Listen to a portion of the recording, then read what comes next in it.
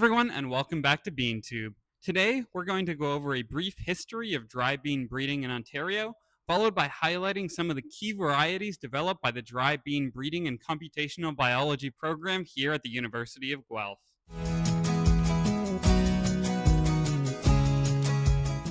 Cultivation of common beans in Canada by Indigenous peoples first appeared around 700 of the Common Era. A common bean can either be harvested around 50 days after planting as a green bean, or around 100 days after planting as a dried green. The practice of planting common beans became widespread by around 1000 of the Common Era. Common beans were often planted by the Indigenous peoples of Canada in a companion cropping system, along with corn, or maize, and squash. This technique came to be known as the Three Sisters. In the Three Sisters system, corn was planted first. Once the corn was about a foot tall, the beans would be planted. The cornstalk provided support for the bean vine to naturally climb, while the beans provided nitrogen to the soil, enhancing the growth of both crops. At the same time the beans were planted, squash would be planted to shade the soil, reduce evaporation, suppress weeds, and deter animals from eating the crops due to their spiky leaves.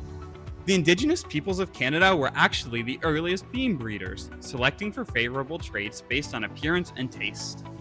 Today, Canada produces approximately 400,000 tons of dry beans annually, generating upwards of $300 million. Around 80 to 90% of this production is exported, primarily to the United Kingdom.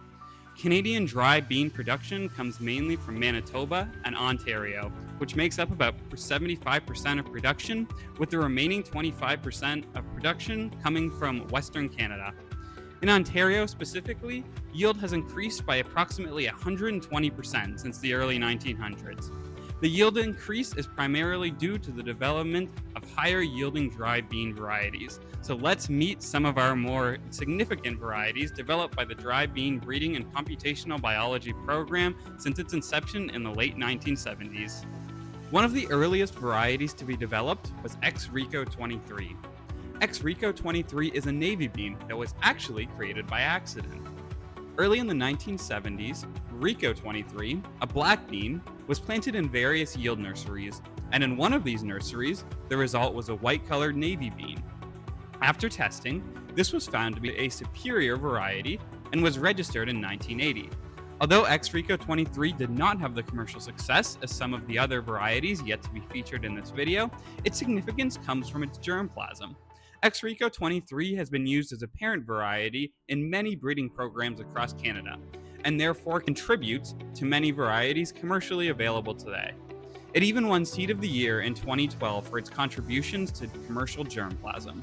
Interestingly, Rico 23 is one of the parents of another major variety developed by the Dry Bean Breeding and Computational Biology program, that is, OAC Rex. OAC Rex was released in 2002 as another white-colored navy bean and was nominated for Seed of the Year in 2009. OAC Rex is notable as it was the first common bean from any market class to deliver resistance to Common Bacterial Blight, also known as CBB, one of the most important diseases affecting beans. Additionally, OAC Rex had some of the highest yields of any navy beans.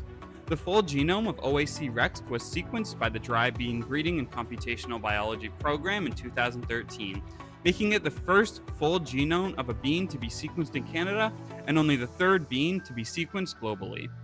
The true dynasty of the program, however, comes from a dark red kidney bean, fittingly known as Dynasty. Dynasty won Seed of the Year in 2022. Dark red kidney beans comprise the biggest share of the kidney bean market class, making up nearly 20,000 acres in Ontario, although it varies year to year.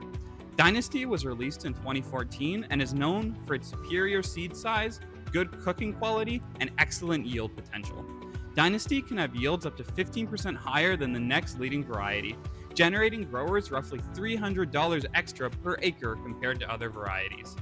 Due to its excellent yield qualities, Dynasty accounts for around 90% of all red kidney beans grown in Ontario, and even accounts for an estimated 50 to 60% of all red kidney beans grown across North America.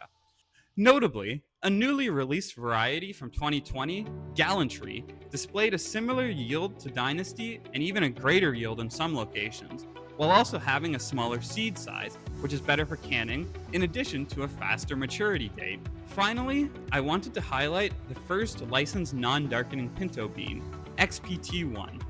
Pinto beans can be classified into 3 phenotypic categories based on their rate of darkening: regular darkening, slow darkening, and non-darkening. Non-darkening pinto beans are more desirable than other phenotypic categories as they cook faster and have a sweeter taste with a softer texture, compared to regular darkening pinto beans, which cook slower and are often bitter and characterized by astringency. Released in 2022, XPT1 has the potential to majorly shift the pinto bean market class in Ontario. And thus concludes our journey through the milestones of the dry bean breeding and computational biology program at the University of Guelph. Stay tuned for future updates on our latest varieties.